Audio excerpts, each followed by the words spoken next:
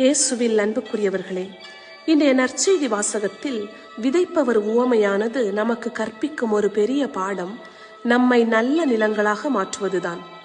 விதை ஒன்று, ஆனால் நிலங்கள் பல வகையாக இருந்தது.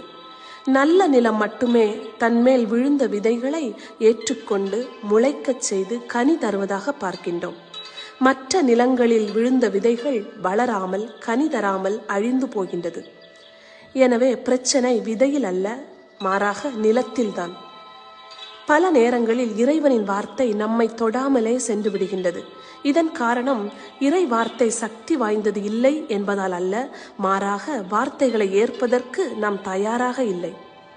நமது உள்ளத்தை இயேசுவின் அன்பாலும் அனுதின ஜெபத்தாலும் உழுது செம்மையாக வைத்திருப்போம். இயேசுவின் வார்த்தை நமது உள்ளத்தில் விழுகின்ற பொழுது விளையச் செய்து 100 மடங்கு கனி தருகின்ற கிறிஸ்தவர்களாக மாறுவோம்.